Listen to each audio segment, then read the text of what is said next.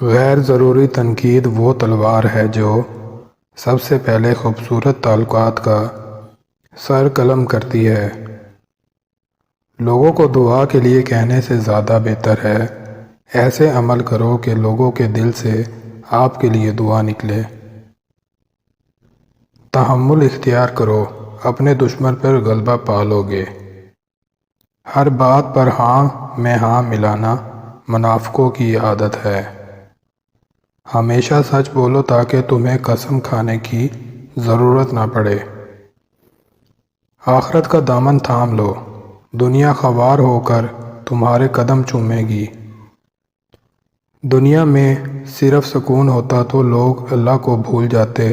سکون تو صرف ان لوگوں کے پاس ہے جو اللہ کی رضا کو اپنی رضا سمجھتے ہیں۔ جو شخص تم سے دوری اختیار کرے تم اس میں ہرگز دلچسپی مت لو۔ اچھے لوگوں کی ایک خوبی یہ بھی ہوتی ہے کہ انہیں یاد رکھنا نہیں پڑتا، وہ یاد ہی رہتے ہیں۔ زندگی میں آگے بڑھنا ہے تو بہرے ہو جاؤ، کیونکہ بعض لوگوں کی باتیں مایوسی میں اضافہ کر دیتی ہیں۔ ایک غائبی اصول یہ بھی ہے کہ جو تقسیم کرو گے اسی کی تمہارے پاس فراوانی ہو جائے گی، پھر وہ دولت ہو، علم ہو، محبت ہو یا آسانیاں۔ ہر کسی کو ہر بات کا جواب دینا ضروری نہیں ہوتا۔ بہت سی جگہ پر واقعی دل بڑا کرنا پڑتا ہے، درگزر کرنا پڑتا ہے۔ ہر کوئی نہیں سمجھتا آپ کو، اور ہر کسی کو آپ سمجھا نہیں سکتے۔ جب زندگی میں سب کچھ الٹ پلٹ ہونے لگے تو سمجھ جائیں کہ رب الکریم انہیں نئے سروں سے ترتیب دے رہا ہے۔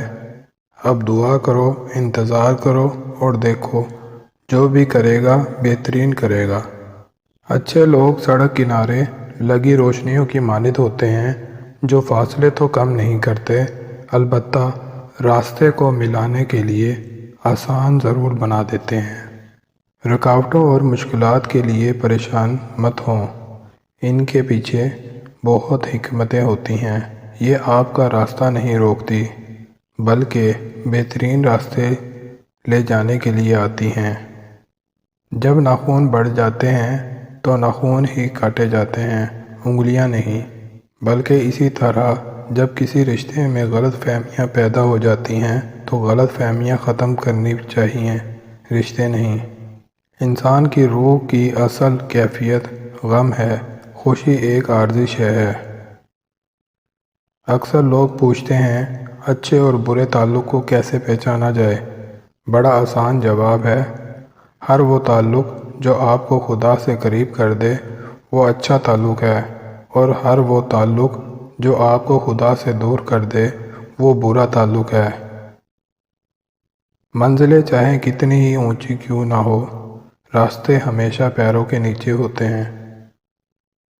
لوگوں کی خفیہ سازشوں سے تم پریشان نہ ہو، کیونکہ اللہ کی تدبیر اور چاہت سب سے بھاری ہے۔ مرہم کی لالچ میں اپنی دکھتی رگ کا پتہ لوگوں کو دینا بے وقوفی کی آخری حد ہے۔ کسی کی راہ میں کانٹے بچھانے والے کیا یہ نہیں جانتے کہ کسی کے پیروں سے رسنے والا خون تمہاری قسمت کے صفوں کو کالا کر سکتا ہے؟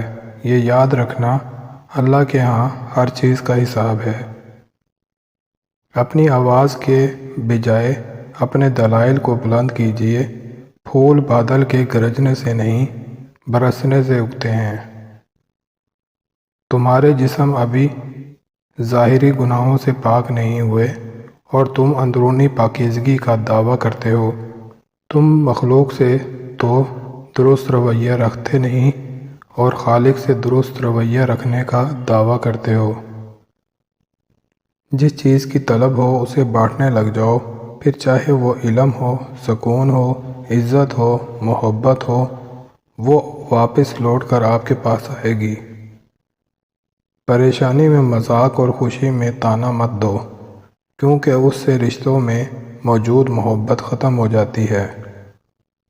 جس کو عمل نہ کرنا ہو دنیا میں سب سے زیادہ مجبوریاں اور دلیلیں اسی کے پاس ہوتی ہیں، اور جس کو بات ماننی ہو اس کے لیے نہ کوئی مسئلہ ہوتا ہے نہ مجبوری۔ اس کے لیے سب سے بڑی مجبوری اور دلیل اللہ کا حکم ہوتا ہے۔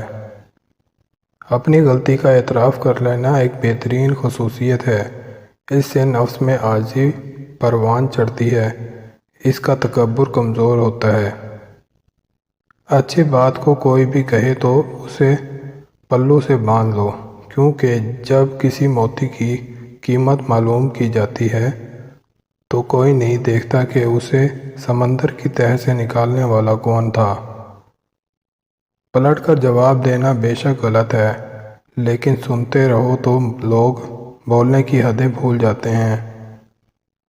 اللہ کے خوف سے گرنے والا آنسو بے شک چھوٹا کیوں نہ ہو، لیکن اس میں اتنی طاقت ہوتی ہے کہ وہ سمندر کے برابر گناہ مٹا دیتا ہے۔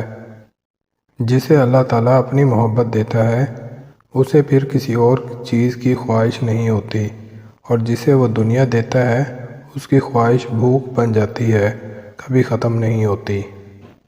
جب کسی ضرورت مند کی آواز تم تک پہنچے تو اللہ کا شکر ادا کرو کہ اس نے اپنے بندے کی مدد کے لیے تمہیں وسیلہ بنایا۔ کسی بھی حالت میں اپنا حوصلہ مت چھوڑو، کیونکہ لوگ گرے ہوئے مکان کی اینٹیں بھی اٹھا کر لے جاتے ہیں۔ زندگی میں صبر، شکر اور محبت تینوں چیزوں کا بڑا درجہ ہے۔